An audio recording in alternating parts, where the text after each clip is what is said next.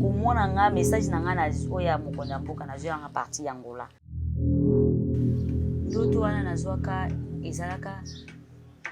nazozonga na Congo. Wana nga naza kuna bazotinda nga na Congo kende. Nakende na kokuta esika bato moko baza kokangama bisika moko. Baza kokangama siko esika kobimela eza te tout autour na bango bazalaki na basoda ya bangambe ya mibale. Tanga zongi mwana mokie alamuki to asaka ya kokufa. Soki mokonzi ya mboka alobi boye totosa parce que à cause de susu ba orientation selon politique te ba cause orientation selon Nzambe soki atosi. Iloko na ye kokutana na mokonzi ya mboka nza batindi nge pana. Papa Kamwe. Très chers téléspectateurs de Yokani Télévision, nous vous disons bonjour de partout là où vous avez l'habitude de nous suivre. Que Dieu vous bénisse. Je m'en vais dire bonjour à tous ceux qui nous soutiennent. Que Dieu vous bénisse encore pour ce grand travail que vous faites derrière nous. On a toujours dit que derrière une grande femme se cache un homme qui sait le diriger, le canaliser. Que Dieu vous bénisse encore davantage. Je serai toujours reconnaissante de ce grand travail que vous faites derrière la caméra. Je m'en vais dire bonjour à celui qui tient la caméra aujourd'hui, qui s'appelle Mardoché Kayembe, que je salue par rapport à travers son grand travail qu'il fait dans cette équipe qui permet à ce que nous arrivions dans vos maisons et que que Dieu vous bénisse encore Nakolembate Kopambola Bino parce que Bino Bopona Kozalana Biso pe kopesa biso confiance pour nous permettre de se évoluer dans mosala tozali kosala kasi pona lelo na yeli bino lisolo moko lolenga bomesana kolanda biso na kati ya masolo ya bonzambe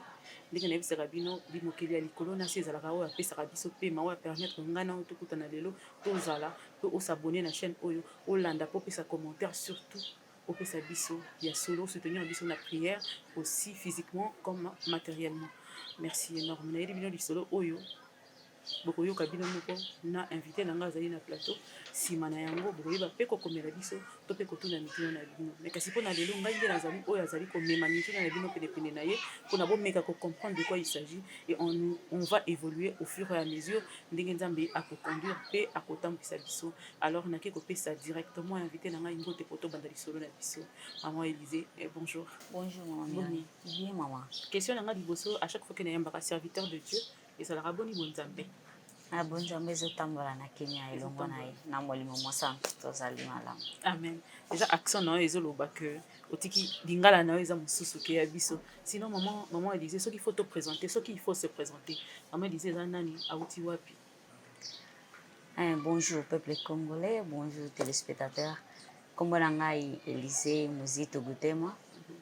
Nauti Luanda na Angola. Naza servante au niveau ya Église Assemblée de Dieu Pentecôte na niveau ya Angola na Luanda. Na yaki awa pona message moko Nzambe apesaki ngai arevelenga pona yo koyebisa na mokonzi ya mboka oyo azokokamba mboka Congo yango eloko etindi ngai na ya wana mboka oyo yango wana. Toyoki se présenter maman Élisée Mozito. Oza mwana Mozito, cousine ndeko na ye to nini? Non, nous avons famille Mozito, c'est le nom de ma mère. Donc, ça comme maman nanga, de apesanga kombone wana. Maman n'a pas un de Mozito te. Tous la famille de la Mozito. Il n'y a rien à voir. Il n'y a rien à voir avec le nom de Mozito. Ok, maman Élisée. Oyo comment on a biso par rapport à message moko oyo oyeli chef d'État avant to kota na vif du sujet. Message en yango wapi? Na Kinshasa, na Luanda, wapi précisément du message wana? Message wana après kobongola motema na ye pa na Nzambe après une année après na Nzambe ko révéler nga kobongoli monika motema na nini il faut pesa ba précision parce que mon sur linga. OK na année 2015 tant na komi liboso na Nzambe na ye kozwa baptême Nzambe ko révéler nga ezaki na songe donc vision moko mulai ediswanga ba jour po esila bon na ko comprendre na tuna basali na Nzambe ebele bo bazali kokamba ngai bayebisa ngai signification ya ndoto wana. Okay, na nokuna te biso ndoto tango ezalaki ndenge nini? Posoko yebisi biso te bato ndoto kaka. Ndoto biso tolotaka mais yo ndoto ezalaki ndeni oyo dérangeaki molimo no poke mona ba serviteur de Dieu. Ndoto tango contenu ya ndoto tango ezalaka nini? Ebandaki ko se répéter esalamaka combien de fois? Ezwaka 2 jours ola mukate ezalaka ndenge nini? Ndoto wana nazwaka ezalaka nazozonga na Congo wana nga naza kuna bazotinda nga na Congo kende nakende na kokuta esika bato moko baza kokangama bisika moko baza kokangama sikoyo esika ya kobimela eza te en tout autour na bango bazalaki na basoda ya bangambe ya mibale kozonga nazomona na nzela mombe ezalaki kokauka na kokauka matiti ya kokauka donc eza lokola wana se ando tozowuta Angola ozoya Kinshasa we na se ando nazotangola nazoya Kinshasa eza lokola esika moko nde totalaka na bafilme place moko baguerre eleki sikoyo etikali dévasté kimia bandeke kaka bazolelaka bongo nde naza komona ngo na ndoto nazolota repeta sikoyo ntango nakomi na destination namoni mutu aza moni lokola totalaka Goliath no na mwa filme ndenge ezalaki géant wana atelemi na porte wana bisika batano bazalaki ya kokangama atelemi donc nakota te ayebisi nga kokota te na place o nga mpe nalobi ndenge nini ozopekisa nga nakota sika nga nazoya kotala bato batindi nga na ya kotala bango ayebisi nga kokota te azwi nzete ya monene tobandi na ye bitumba wana sikoyo nazotala moto aza molai lokola ngai me nazobunda na ye utaza molai koleka yo makasi koleka nga na monene na molai donc nkolo vraiment tobandi bitumba wana bitumba donc jusqu'à ce que aye kokwea na se ntango akwei na se na nzete wana kaka ye moko azali na bambie na motu depuis wana na 2015 après quelques mois après bateme na ngai ntango esalami bongo nazwi kaka nzete wana nakwesi ye na bambie na motu azobouge susu te le un temps passé na ye moni azongi mwana moke mwana mwasi azalaki mwana mobali aye kozonga mwana mwasi nzoto mike oyo ebangisaki nanga mona se ya ndoto wana mais ntango nalamuki boye na comprendre te elembisaki nga makasi nzoto elembi ntango azongi mwana moke alamuki to azaka ya kokufa non ntango azongi mwana moke alamuki abandi kogumamela nga azotia boye natosi nzambe donc abangi nzambe na nga deuxième fois naye kolota nazozonga nazovoyage toujours mopepa makasi ezopikola banzete bandako ezokopikola vraiment bandako banzete me ngai naza kokwea te nazolanda kaka nazokende sikoyo nazomona bato bazogumbamela azobanga bazotosa nzambe na nga tozobanga nzambe na totosi nzambe na totosi mopepe wana ezalaki kokwisa na baimmeuble ezokwisa sikoyo naye kolamuka lisusu nazokomprendre te ndoto yango ezalakisa nini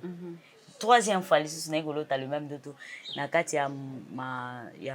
masuwa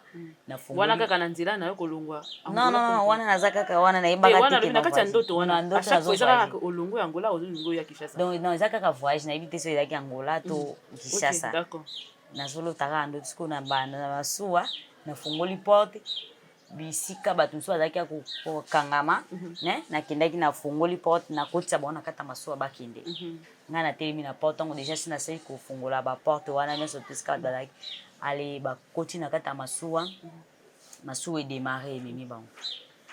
quatrième fois naye kolota nazobongisa nzela nazokata matiti nazobongisa matiti nzela efungwama mpo bato basala nini baleka nde naye komona ange aye kobimela ngai ayebisi nga ke non kotala gauche te droite te koyoka mpe makambo bato te bakoyebisa yo kende kaka liboso jusqu'à ce que okóma na destine nazalaki siko kobongisa bana ye aleka azala na kimia nde naye kosutuka boye ndoto alimwe mpe mbala mwa avant nao nasutuka naye komona ye alimwe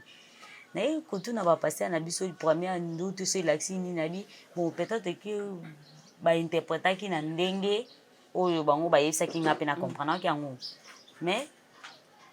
kovoyage na nga koya naye komona réaction oyo bazalaki kopikola banzete banini esalamela nga na nzela ya voyage ntango ozoya na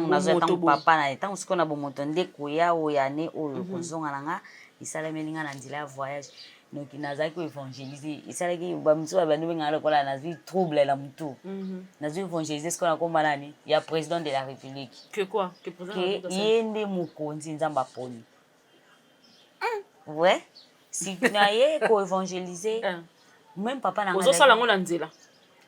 wana bomoto bozosala ngo na nzela na bomoto ozalaki na nani tozali papa na ngai baboti image nango oza nango ata ndambo ofilma te moto afilme nga azali te mpo motu nyonso azalaki papa na ngai azalaki to bazondima te zokwara te kesike eza mpo bayebisaki déjà ke mwana awa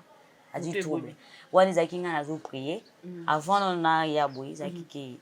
bateki biso na église mpo naza chantre na église chanteuse na église bateki biso oyembela biso mpe na suka paster ateki biso na église ayisi biso wana makambo ya covid ayisi biso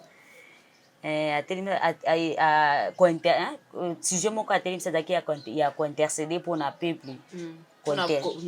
nation na obisiki uvani fo kosambelaka mpe mpona ndenge kiti elekaka wana nga mpe nazwanga en considération non nake kobondela na ndako ifo nabondela po covid oye maladi moto oyebi te mutu na makolo euti wapi fo tobondela apesaki biso exemple moko ya pasteur moko na Angola azalaka vraiment donc nzambe azalaki koutilize makasi abondelaka mpona guerre ya Angola esesaka esilaka plusieurs années guerre esalaka guerre wana ezalaka kotongisa bango mais ye atelemaka abondelaka mpona guerre wana soki vraiment ye aza mosali na nzambe guerre ya sese na mboka epuis esilaka yango apesaka biso exemple wana mpo biso mpe tobondela à travers tamisa motu moko nzambe aki kotelemisa mpo asilisa maladi na mboka ndenge mpe nazwaki yango cœur non nga mpe nake komeka nzambe na ngai soki vraiment ya solo mpe abenga ngai asalaka nayoka mpe baeko nde nakenda kobondi butu mobima nazobondelaka mpona président d'habitude nabondelaka mpona bato nyonso nzambe esunga mboka afrique mobimba sunga mpo nabondela mpe mpona congo parceke nabotani awa nakoli awa eza esika oyo nzambe atelemisi ngai mpona koma na Angola eza nzambe nde moto atelemisi ngai alors nazali kobondela mpe nzambe esunga mboka congo sunga bakambi ya mboka basunga batambusa mboka malamu priere kaka ya bongo mais de au fur et à mesure wana basemaine wana azalaki kobondela mpona nga moko wana ezalaki na bamoi février ya année oyo 2021 février wana tozwaka mateya wana nde nabandi mpe kosala koexerce yango na ndako kobondelaka na butu vraiment naza makasi mpe wana ozosala ata allusion te na bandoto oyo nyonso olotaki wana kuna bosana na ngango kutu déjà naza interprétation de wana esi kutu nayebaka okomosambelila no mboka par rapport à mateya par rapport à mateya nakomi kosambela nanga mpona bikolo nyonso mpona bafamille kointercede mpona bato baza na bahopitau baoyo baza na kata milangwa baza na kata péché mpo naza intercesseur mpe na kata église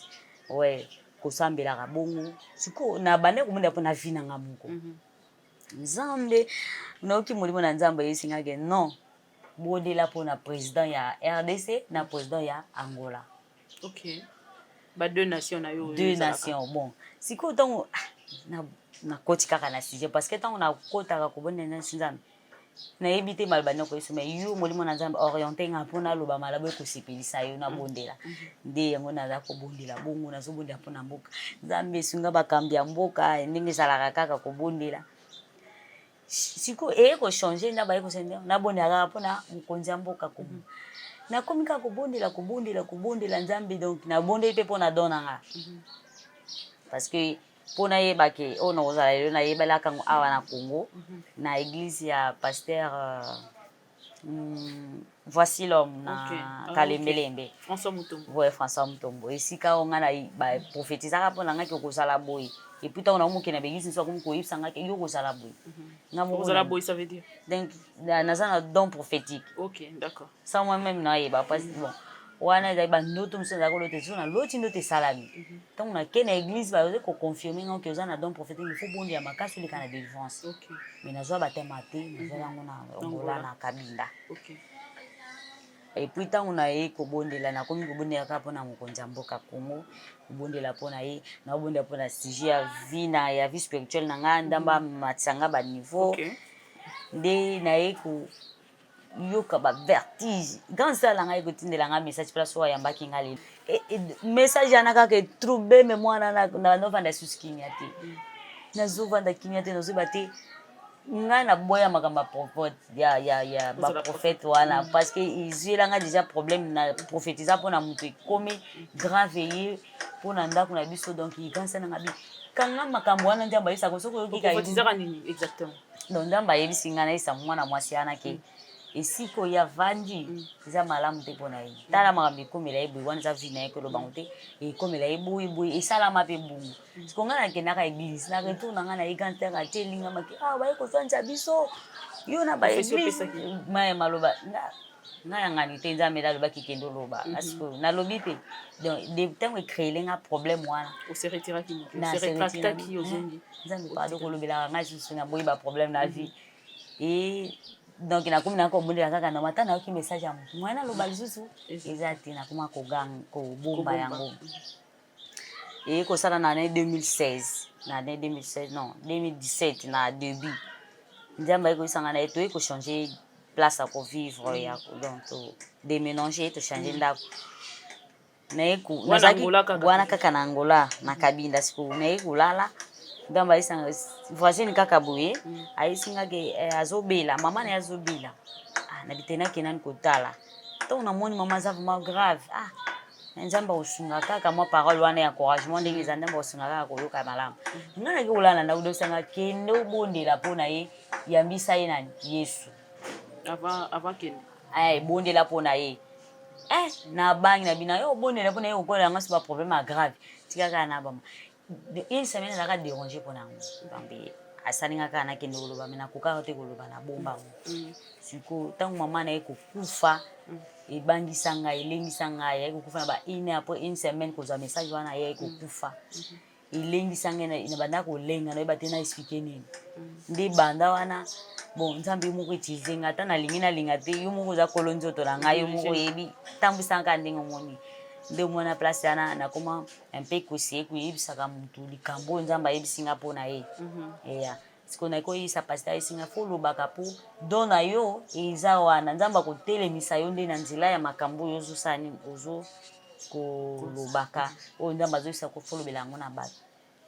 domoni wana koma na mwa courage wana ya koyebisaka mutu soki nzambe alobi siko mpona moto na koya awa na bandoto nalotaki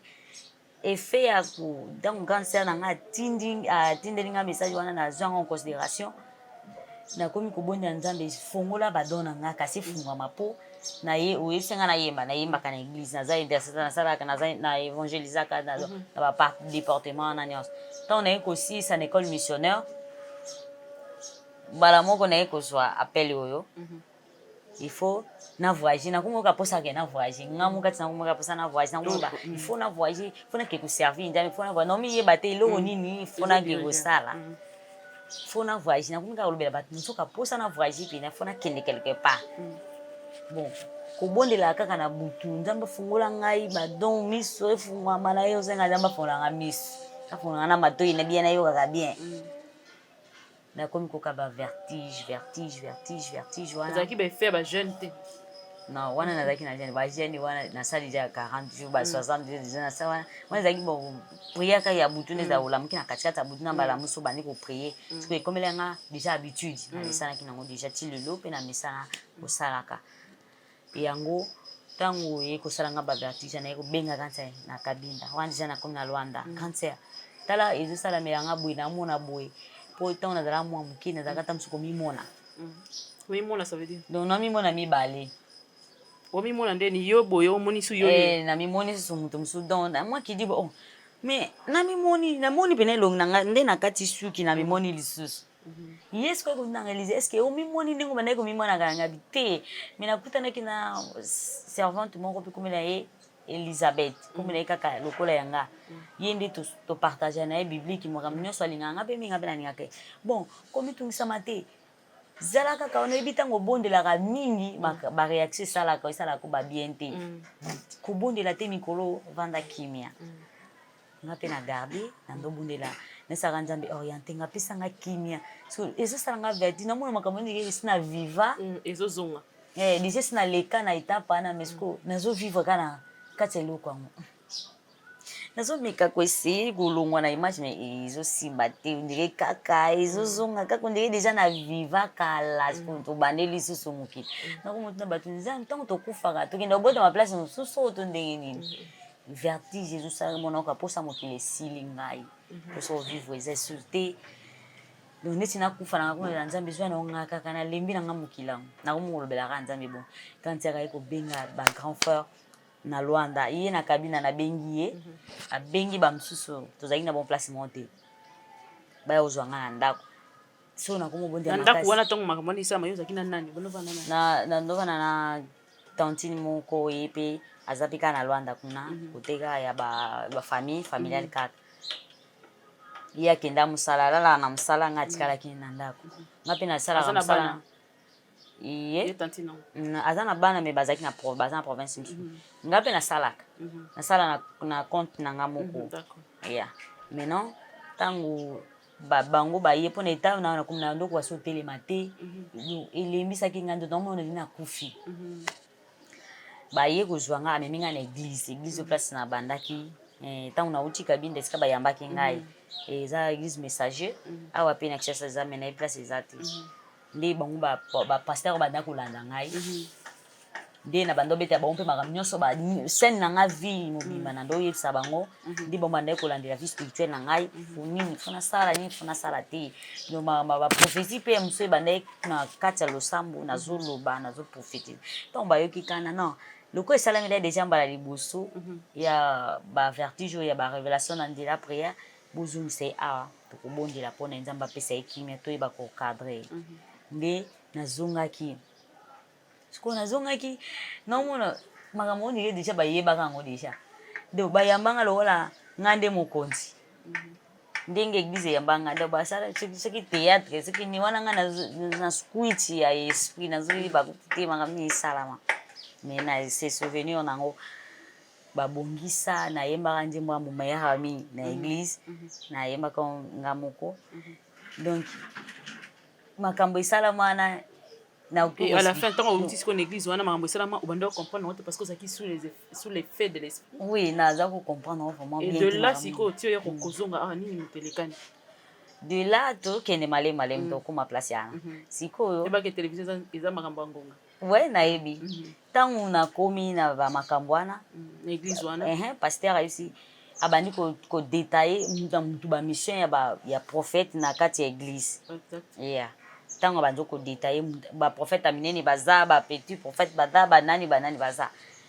wana ezalaki de séminaire na bango déjà nga nayebi déjà kokuta yango déjà ntango alobi bongo babundeli mpe mpo na nga donc na mimona naza séparé boye na mimoni élise mosusu mais elongi ya mobali mais nzoto bilambaka wonga nalataki aséparé nga bande morceau moko akwei moko atenda oyo akweyaki nde ezalaki bonzoto atelemaki nde molimo ndenge na seko ndenge molimo santa asengi nga na comprendre nde moninga manda nazongi nakoti hôpital hôpital nakota babisi nga bamosusu bazobazia trouble eza malade fo bomema ye mais bamosusu bazoba non eza saint esprit ntango bamemi nga na hôpital imagine moto ya maladi azoki ebondela mpona bato mosusu ya maladi babika nde baefe ano esinga non fo bozongisa ye kaka na kongo na bi te nga na kongo nakoki kokufa na boyi kokende kongo nakoki kufa nazongisi na bando banini nalotanga makambo wana esalamela nakomi obanga te nakokende te nzambe aye kolobela nga kende okufa te okosalamela ya mabe eza te nde naye kokende nayekabi omoni alakisi nga bafoto moto alakisa nga bafoto eza camarade na nga moko aza mpe kuna ye alakisi nga bafoto ayebisi nga okende place oyo ye ayebi te eloko nini esama médecin to asasi nga okende koyebisa ye boye alakisi ngai bafoto ya baprésident place na okende mboko place ye alakisi nga mboko place na okende wana ndoto non réalité ye alakisi nga place na okende me ngai namoni foto ya moto nzambe azotinda ngai nakende kolobela okelobela boye nde esika nazwaki manda naisi na bisiko na okeloba nde ngai komoto oyo naza na motu ta otelemisa nga ngai komoto oyo nayebi te nayebi koloba mpe bien te nakokiloba nde nini na age na nga non ere ekoki fo okende koloba nde nazwi courage na bisi na maloba na yo nde naosali na kokende wana bango na nzela bango bazokanisa na osambela me nga na okosolola directement na nzambe nde acte wana esalama koya na nga makambo convaincu bampepe wana do nakutana na bamauvais esprit vraiment kaka kokita na nga na lushu namonaki noir moko na kati ya mboka molili ya makasi wana deja nzambe afongoli nga miso takomona namoni molili na lufu molili wana eza non ténèbre bisika molili eza ténèbre molili na français ténèbre non oui ténèbre oui mais ténèbre ezosignifie nini na mboka oyo okuti ténèbre ntango yo omona mboka omoni yango ténèbre yo tomona clair yo omoni ténèbre ça veut dire quoi ça veut dire bisika omoni ténèbre oki omona te likolo ya motu oki omona te elongi ya moto po esikani eza molili soki mabe ezali kufa ezali sema na molili oyeba te moto aza kufi bi aza na bomoi donc mabe eza nyonso eza confondu parce que oyebi te nzela eza wapi ozomona te nde eloko namonaki ya liboso ezaki yango wana sikoyo ntango nazo papa ye kozwanga na moni papa na yambi ye nakangami kana papa tikanga te makambo mosusu nake oyebeta te mpo eza télévision eza détail molai explication nde papa na biso yambinga papa comprendre te ayebi mwana na ye mwana ye boye donc nga nazoprophétise bato bazoba eza solo nazoyambisa mpe bato kaka yesu na mokolo yango wana kaka na lufu yango wana naprophétisaki vraiment mingi soki tembe okoki ata kokende soki kolandela ngai oyeba place nauti famille na ngai baza banani otala papa na ngai papa na ngai peut-être aki opesa mwa détail moke makambo ye akutana ye nango kuna kolanda yango wana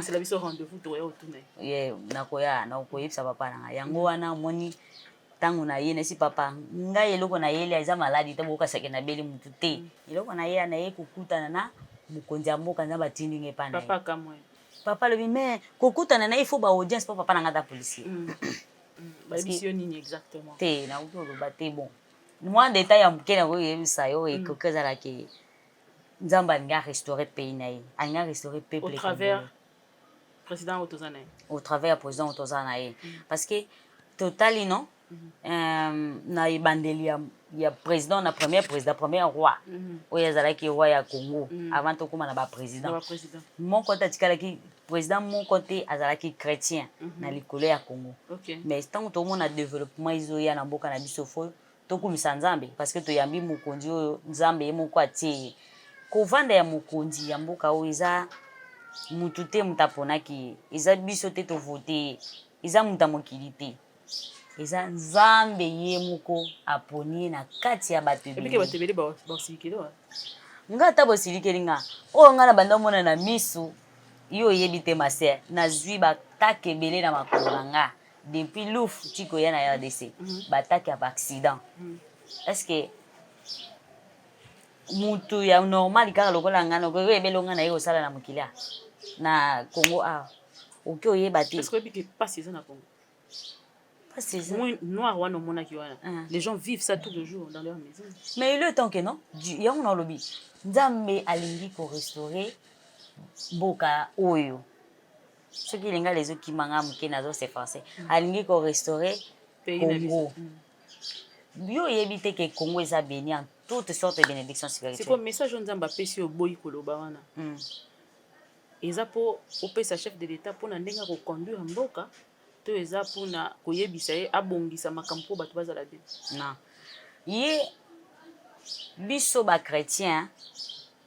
tomidirigeaka biso moko te so tomidirige biso moko yango mwana tozwaka toujours béchec mais avec Dieu tozalaka na baréussite parce que ye moko nde azoconduire biso message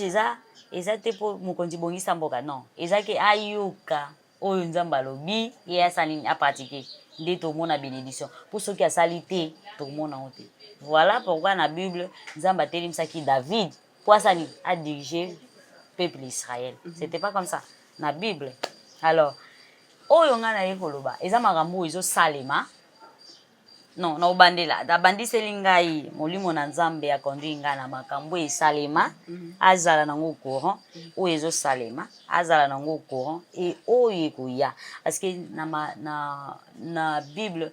depuis Genèse jusqu'à Apocalypse non namoni te esika oyo ekomani ke nzambe asali likambo sanki alobaka epuis asali likambo na ye oui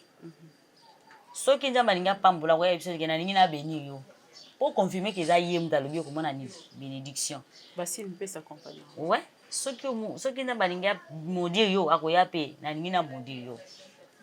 akolobela yo na bafaçon nyonso même na batélévision même na mais est ce que contradiction ekosalama makasi ekozalaka bato balobi ke Félix Tshisekedi eza Kabila moto apona ye yo lelo olobi eza nzambe moto apona ye nzambe aconfirme ke eza ye moto aponaki ye oyo bato ya mokili balobi yango wana te nga na kotia yango en pratique mais nga na tuni nzambe aconfirme yo ke ye nde moto apona mokonzi oyo aza na pouvoir sikoyo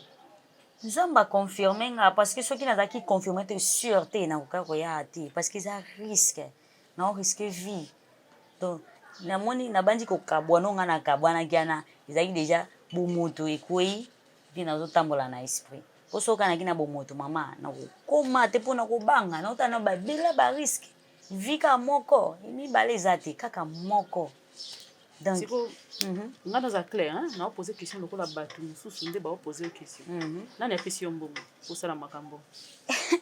tala ndenge nayaki soki okena baélection ekomi pembeni bokomoyoka boprépare ndenge nini ya kotriche déjà toboyi kadima ti nani tosisi makambo wana te lelo ti 5 bolongi 5 mbala moko oyo bimi okomi ke non nzambe atindi yo olobaka eza ye nde nzambe aponi ma sœur mbongo nini bapesi yo ma sœur na kati yo parole te mama Mireille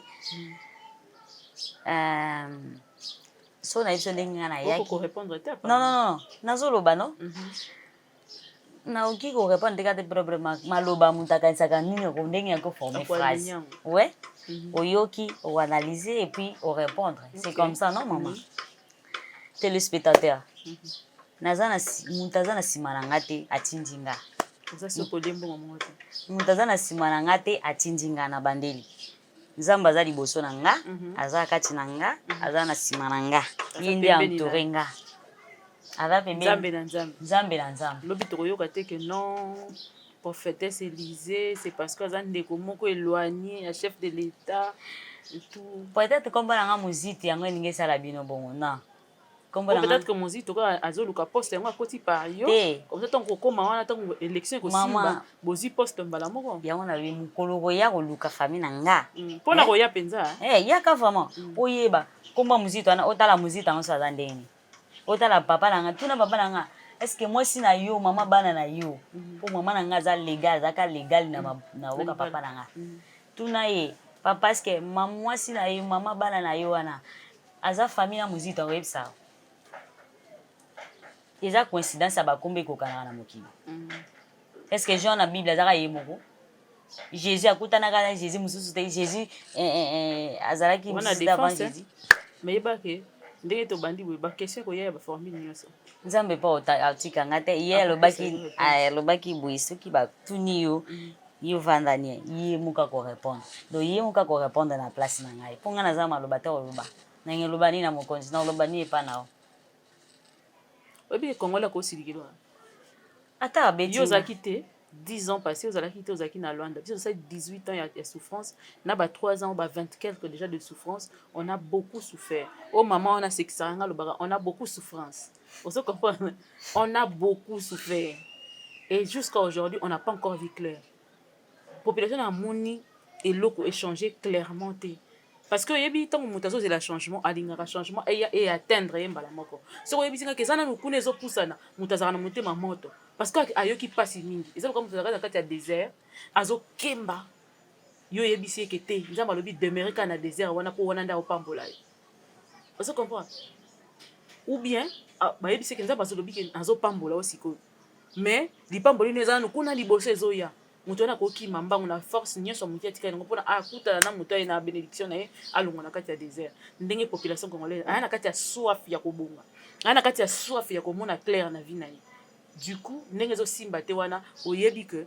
bato selon bastatistique balobi ke président Tshisekedi aza parmi baprésident oyo bafingami koleka na mokili na même plateau na ngai maman Élysée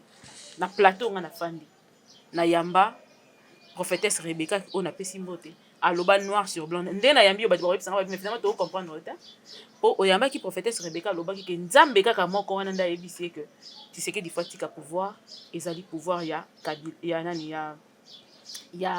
ya Martin Fayulu aujourd'hui yo ye oyebisi biso ke kaka même nzambe wana bino nyonso bozosambela aye koyebisa biso ke te ezali Tshisekedi nde aponami lokola mokonzi contradiction na même nzambe. Merci maman. Na réponse na ko zongisa boye soki biso moko na ba vie privée tozobondela ke nzambe pambola biso epi azoloba na biso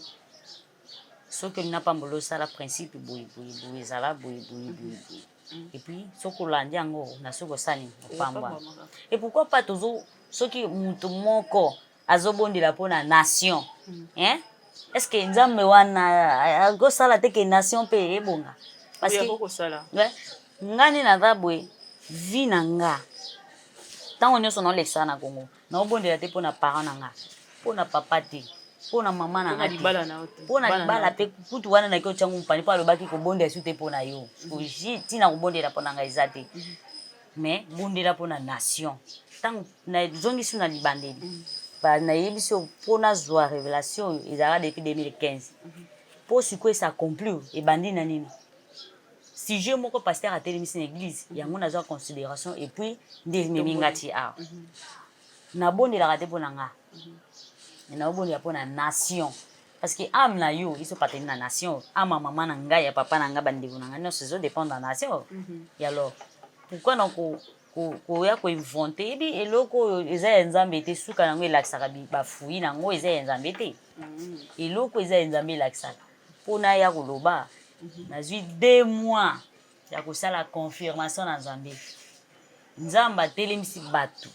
ayer mpo baya kopesanga courage nasani nakende na nzela yango na biso nasali 8 mois awa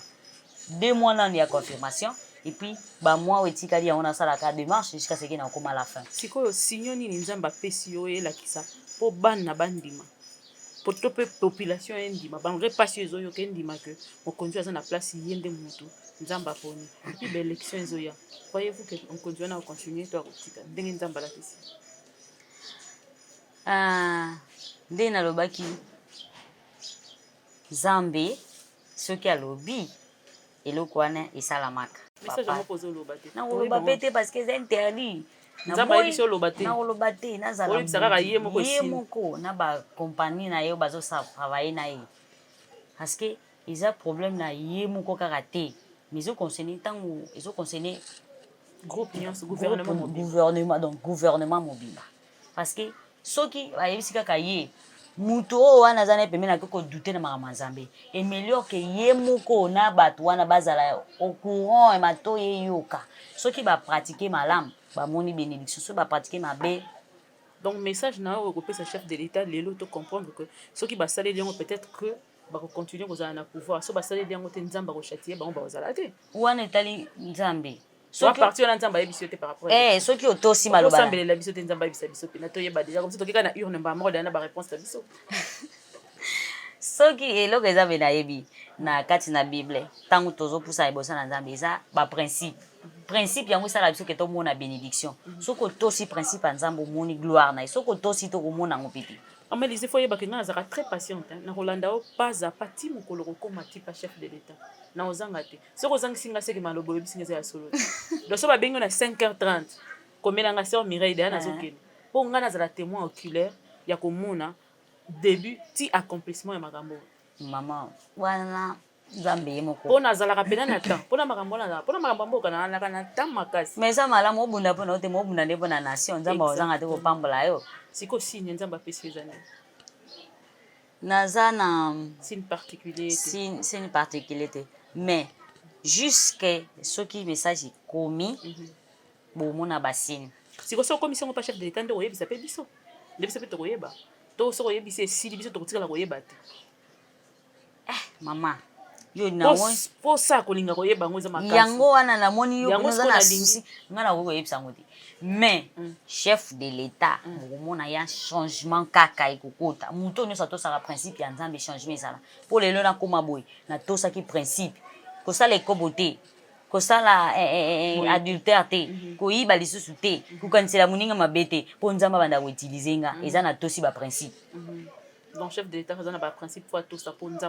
nzambe asalela eza ye te mutu ayebisaki nzambe etianga place ekomema ntina population emona claro parce que ye nde aza tikolobi elingamba mwana portugais ndenge olobi bongo seke c'est vrai naro sérieux je suis vraiment très sérieux liloba nini okoyebisa bato mpo tokomokoma na suka merci maman liloba nakoyebisaka bato papa ozolanda nga mama ozolanda nga bakonzi ya mboka mpe bozolanda nga eloko naosenga eza ke tozala uni peuple israel bazalaki ntango batie moïse aye koyesa bango ke base prépare bazobima lelo bazalaki uni ntango moïse akei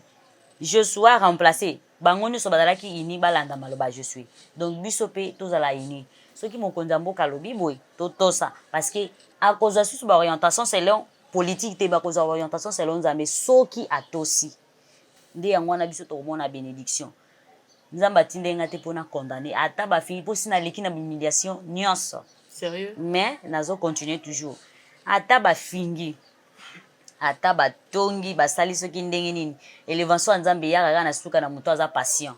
donc bozala ini bosoutenir président na bino aza bénédiction mpona bino soki lelo asali makambo mabe biso mpe tokozala na kimia te mais soki asali makambo eza selon nzambe tokozala mpe béni elelo naosenga bino bobondela mpe mpona peuple oyo mpona mokonzi ya mboka parce que aza bénédiction mpona biso. Merci, maman Élisée. Est-ce qu'il faut topper sa numéro na yo, oui ou non? Oui, c'est pas grave. Bon, on va topper sa numéro na yo. Na opesa numéro na nga, même eloko moko kaka na kosenga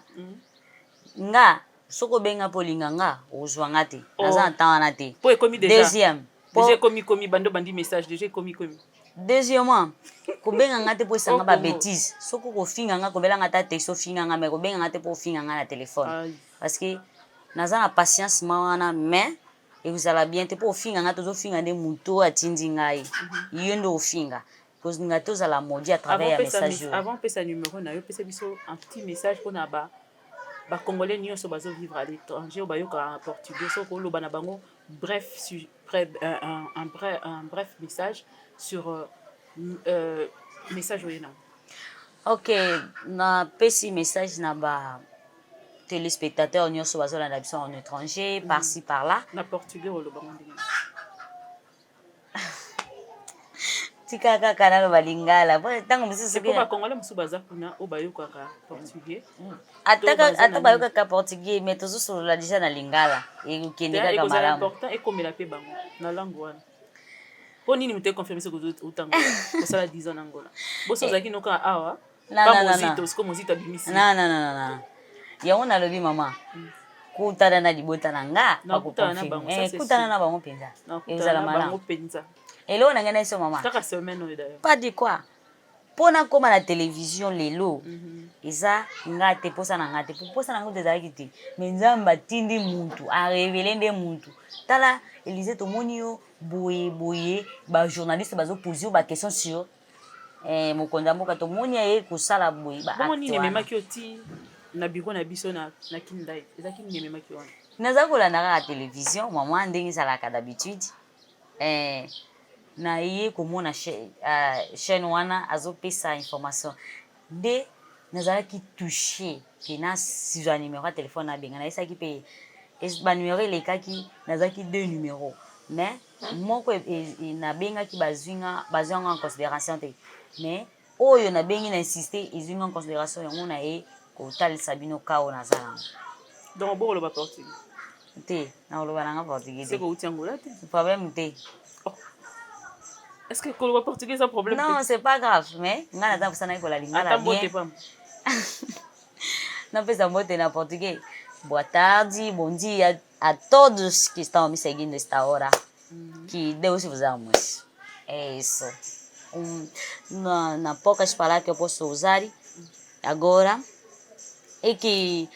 o povo angolano, os congolês que estão em todos os países do mundo inteiro, que estão me seguindo agora, é que orem por nosso presidente